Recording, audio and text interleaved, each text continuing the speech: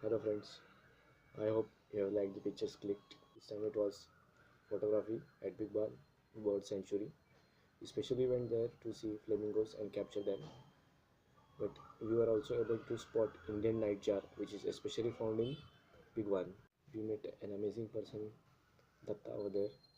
He had all the information of all the birds and reptiles. He was also a professional photographer.